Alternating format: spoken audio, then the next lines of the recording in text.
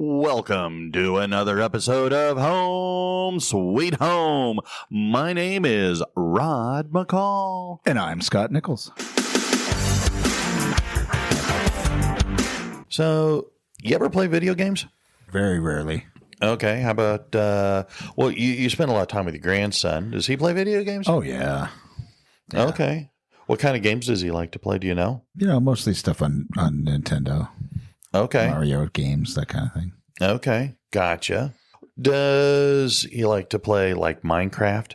I don't think he's played Minecraft. He does like Pokemon Go and the Mario games.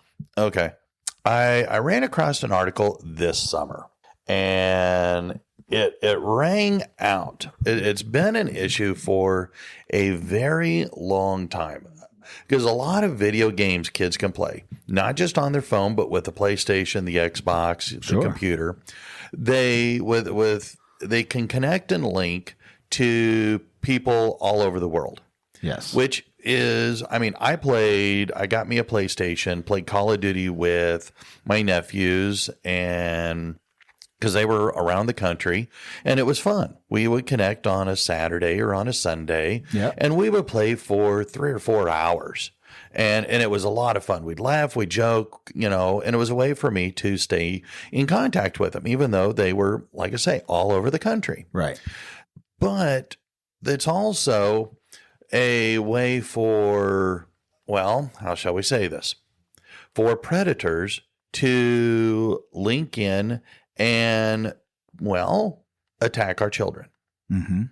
And I don't know how much parents pay attention to the connections that kids have with, or that they have pay attention to the number of friends that their kids are connected with online. Okay.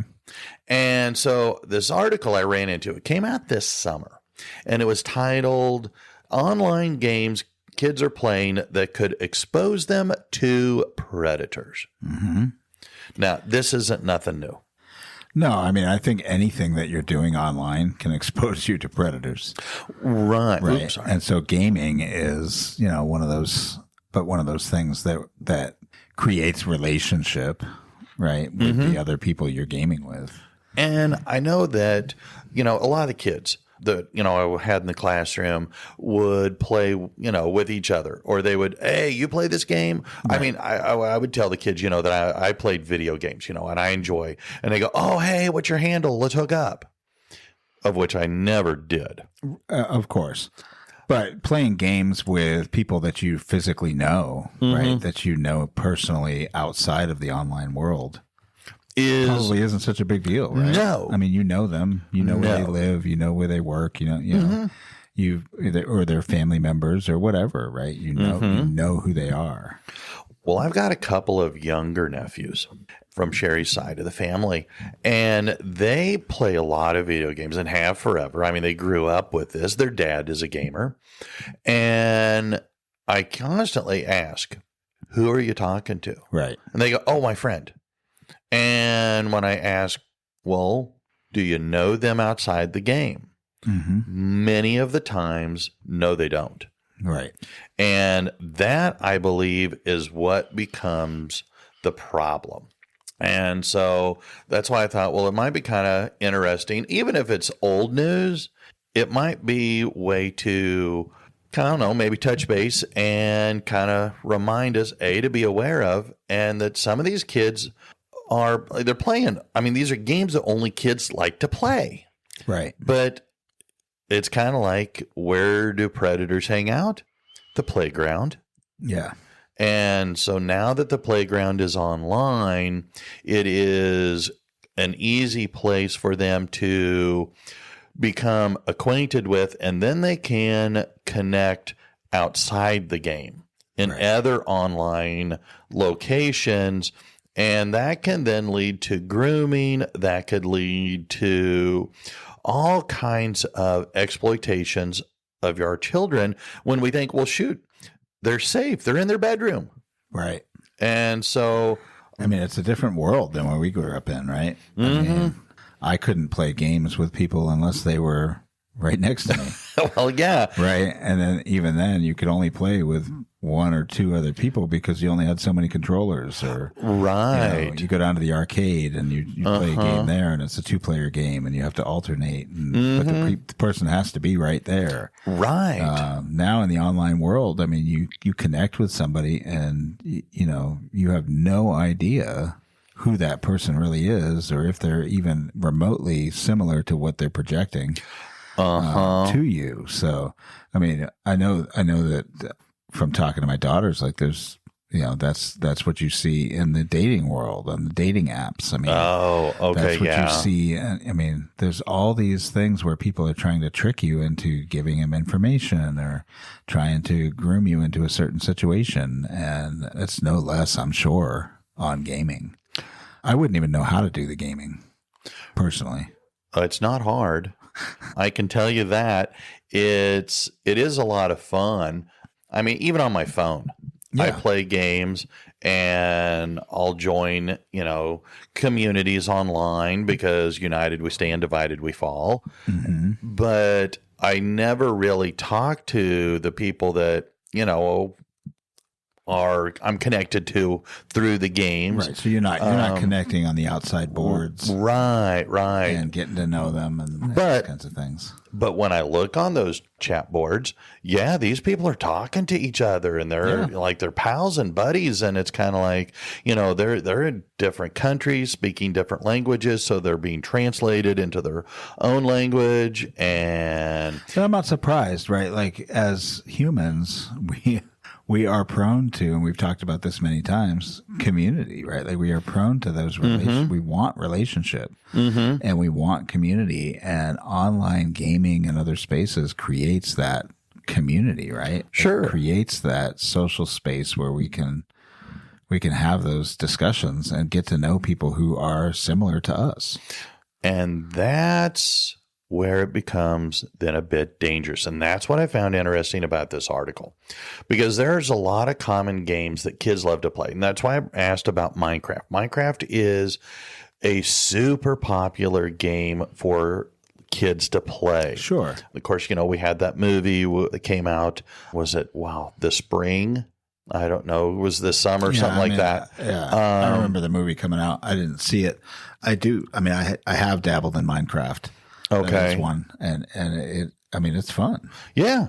It's a fun game. And but that game is very, very popular. You got Fortnite, which is uber popular still, even though it's been around for a while. Roblox is another one. My little nephew, he's a 6th grader, and he's been playing that for a very long time because Roblox actually allows you to play a bunch of other different games. And he's got all kinds of friends, and I put that in air quotes because I don't know that he's ever really met them.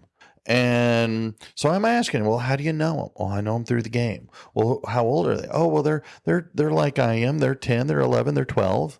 And my immediate hackles go, are they really an 11-year-old boy, or are they a 33-year-old man named Chet living in their mother's basement in suburban Detroit? I mean, how do you know, right? Mm-hmm. I mean, you can't. And therein lies the potential issue. And it's not that playing games or connecting with those people is bad, right? It's necessarily, it's how much more do you connect?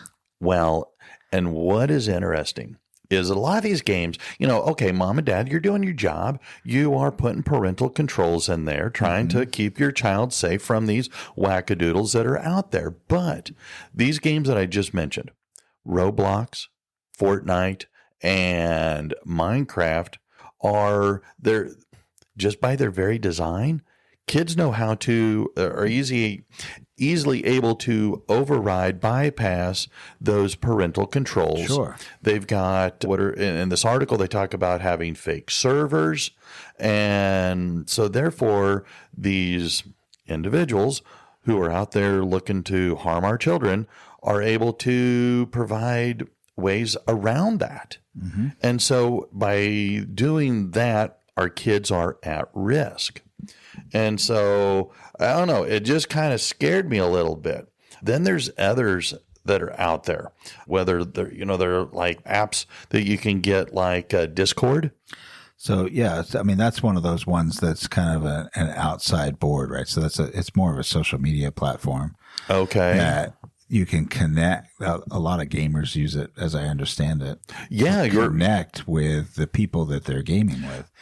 And it's kind of it's not, I wouldn't say that it's a mainstream place. I think a lot of people have gone to it now since people got upset about Facebook or, Twitter or whatever doing, some censorship a few years back. But, it's a little bit more open, right? And I'm sure there's others like it that it's just a board where you can discuss whatever you want.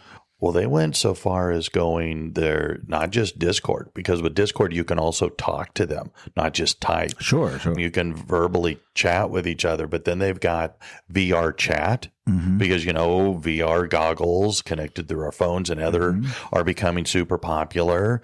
And then, of course, another platform I'd never heard of called IMVU. But again, it's this real-time connection. So you may not be able to bypass the parental controls on a game, but hey, you know what? Here's my hookup for Discord, or here's my connection through, the VR chat. And so while we're playing the games, we're going to talk to each other. And, you can, again, like you were talking with your daughters with the dating app, you're being catfished. Where with the profile that's presented, the avatars that are there, well, what they say they are and what they really are may not always be right in cahoots. And so it makes it easier for the kids to lower their guard. I mean, we all know, we teach our kids, stranger danger, stranger danger.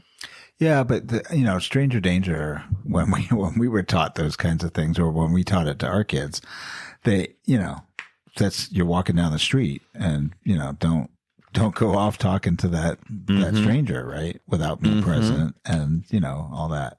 That's different, right? I mean, it's a different world when you think that it's a kid. I mean, stranger danger is not when you're on the playground and you're 12 and you meet another 12-year-old and you're like, I just want to, we just want to go on the swings. That's not necessarily stranger danger, right? Stranger danger is the kid to the adults.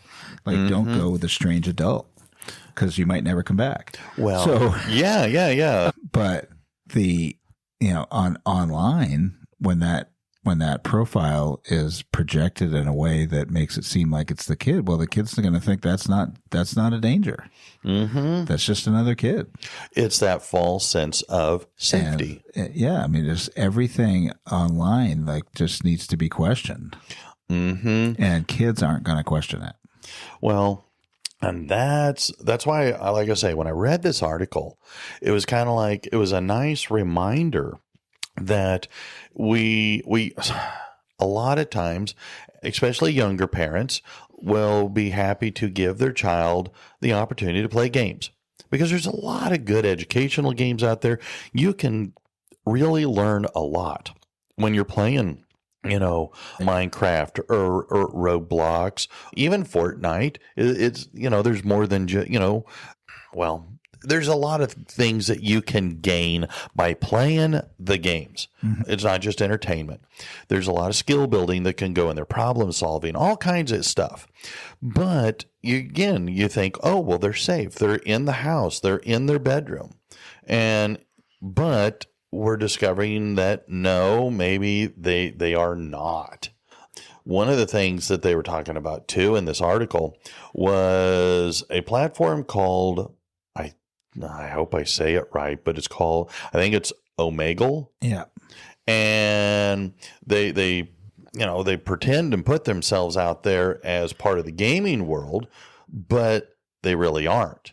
And, kids can stumble into these kinds of things, I guess, they're, because, if you can search, hey, fun games to play or whatever, this will pop up. But what's really, important to know is that this may not be exactly what they're advertising. And in reality, they're basically unfiltered hubs for explicit content and predators to groom our children. And it's a scary world out there. So, I mean, I think that we talked about some of these things we've never heard of before we looked this up. Yeah. And you know what? Tomorrow there's going to be new ones that we never heard of because they're brand new. Mm-hmm. Because that's what people do, right? Sure. As soon as one gets discovered, they create a new one, and they create a new space, and they have a different one, mm-hmm. and everybody kind of migrates over to that, and they communicate this information through other social media outlets that mm-hmm. kids are prone to paying attention to, and so I mean. It's just how fast things move now for trends and things is so quick. And these things move along those same channels. And so, mm-hmm. I mean, we mentioned some more legitimate games. Yeah. That can be, co-opted by these people. But you could also, there could be brand new stuff that gets kind of trended out there and the kids go check it out. Oh, sure. Right? I found this new cool place, right? Go check it out. Mm-hmm. And, that's where risk really comes in. And I think that as parents, and it's hard to do, you want to give your kids freedom. You want to trust them that they're making good decisions. And that's part of growing up is you got to give them that space. But at the same time, I think finding ways to, I guess, well, there's a lot of things you can do. Mm-hmm. Like you can put keystroke. Oh, what do they call that? Basically, it's a program on the kid's computer that you can track their keystrokes. But I think it would be fine for you to ask your kids, well, who are you friends with on this game? Well, let me see them. Mm-hmm. And, look at what they're communicating. Read the conversations. And if it's straight up and it's legit, okay. But what if it's not? And if it's not, well, it's then important for you to be aware of this and take, what you think is appropriate response to protect your child. Yeah. I mean, and I think that appropriate response could be anywhere from we're shutting down that account mm-hmm. to we're calling law enforcement. Mm-hmm. Because that's the reality of it, right? I mean, mm-hmm. somebody is invading into your child's space and asking the wrong questions. That's a predatory practice. When I was at the Catholic school, and this was 2002, 2003 school year. Yeah. And we had a police officer come from the local police department, and he was part of this child predator, that was their job. Right. And so he showed us, he started out his presentation, and he just put up on the screen that, his online profile saying that he was a 13-year-old girl, which he definitely was not. He was a 45-year-old. Nothing happened.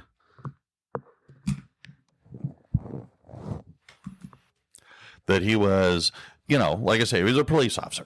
And so he goes on and he's talking about all these different things that we as parents can do to protect our children. And this was 20 plus years ago. At the end of his 25-minute presentation, he had been reached out to by over 100 individuals wanting to connect with him. And he goes, I can guarantee you that over 70% of these are not who they're pretending to be.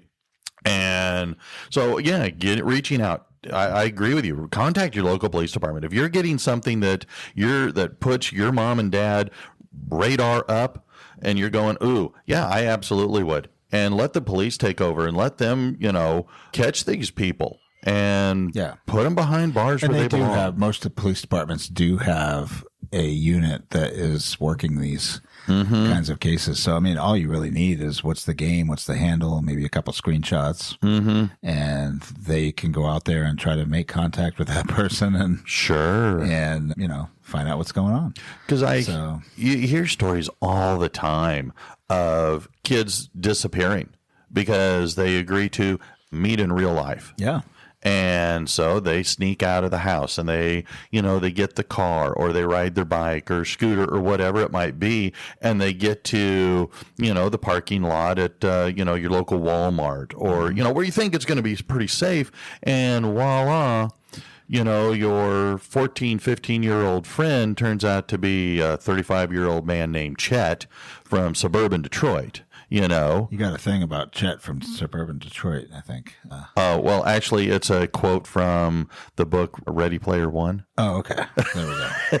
So, yeah, I mean, I think that, all of this stuff is a front for like human trafficking. Mm-hmm. And human trafficking is not always about just sex trafficking. So, that's true. It's, it's for all sorts of different things. Mm-hmm. And that's the danger. The danger for human trafficking isn't necessarily, getting grabbed out in front of your local library. Right. It's getting met online so that they have more of a guarantee that when they meet you in person, mm-hmm. you're going with them. Mm-hmm. So, I would definitely keep tabs on these things and just, somehow age appropriately explain to your kids that you just want to make them safe. Sure. You want to ensure their safety, and you're not trying to cut into their fun. No. Right. But we've always got to have a balance between fun and safe. Mm-hmm. And keeping an eye on that stuff is part of that. Well, and exactly. And as the kids might get older and, you are regularly monitoring them and they know that you are regularly monitoring them, then as long as they are above board and on the straight and narrow, then they're going to play that way and they're going to talk that way. And because one of my nephews was telling me that he has some of the games he's quit playing because when they're online, people will literally cuss at each other. Right. And he goes, "Ooh, I don't like that. I don't want to be around, people that cuss all the time in their game, yelling and screaming at everybody." And I'm going, good for you. That doesn't sound very relaxing. I thought games were supposed to be relaxing. Well, having played video games, yeah, again, that's what you think. I don't know a lot about it. So, well, as a gamer, yes, they should be. But when you're playing video games, I'd be surprised the number of people that find cheat codes and find ways to cheat the game. And it's kind of like, well, if you got to cheat to win, then where's the fun? But anyway, it's all about winning, baby. Well, but if it's win at any cost, then again, you lose the fun. But I think, again, as parents, we have a responsibility, but if you're clear in your communication with your children from very beginning, saying, look, you know what, you want to do these things, I'm going to let you go do this, but understand that I'm not going to micromanage, but I am going to be a very visible observer. Yeah. Look, most people have backyards, right? Mm-hmm. That if you have a house, you have a backyard. If you live in an apartment complex, there's probably a space. Those spaces are usually fenced. Mm-hmm. In, right? And we don't ever question the fence. Mm-mm. We don't know why the adults put the fence there, uh-huh. right? The fence is there to have a barrier, to have a border, to have safety, mm-hmm. to ensure that free play can take place in a safe environment. Mm-hmm. And so it's no different, right? Checking on those things, looking, setting up software that might block certain things, that kind of stuff, or timers or whatever. That's sure. all part of being the fence, right? Mm-hmm. You're fencing it in and saying, this is the zone we're going to play in. Mm-hmm. And there's nothing wrong with that, right? No. We don't seem to have a problem with that in the physical world. No. So why would we have a problem with that in the digital world?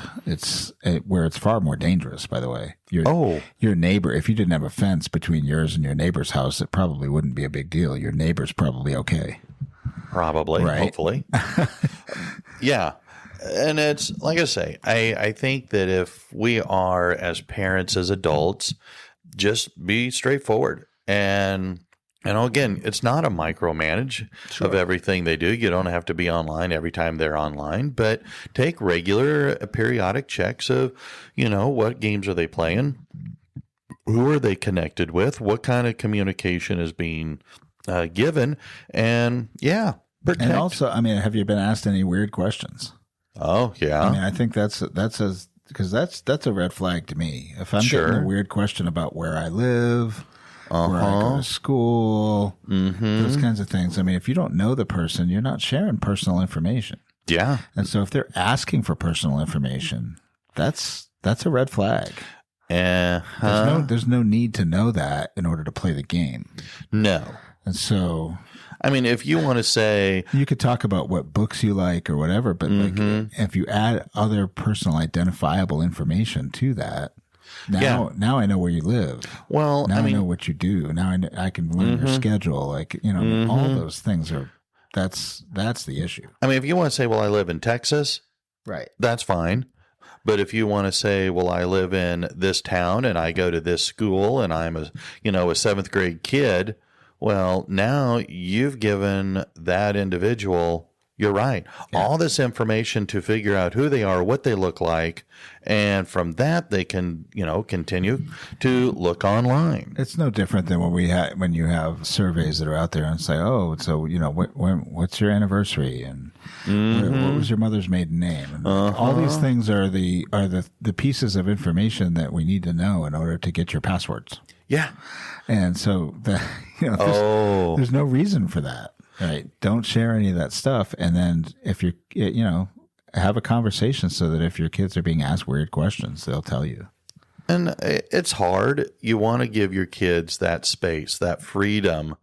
But, if you're going to protect them in the physical world, protect them in the digital world as well. Yeah. So, like I say, I just thought that was really interesting because these were games that I was familiar with. Not only do I have, young nephews and nieces that play these games, but a lot of the kids at school, would play these games. Heck, we even had a teacher that said, it's been a few years ago, but he taught through Roblox, but Minecraft. And they did classroom lessons in Minecraft. Yeah. Well, if you're, just, I don't know, be smart, be safe. I think just make sure, right? Just make sure with your kids. And then if there's something off, contact the local police. That's the best thing you can do. Exactly. But listen, right. I know this is a little shorter than our normal one, but I don't want to just drag on. So until next time, stay safe. I'm Rod. I'm Scott. See ya. Bye-bye.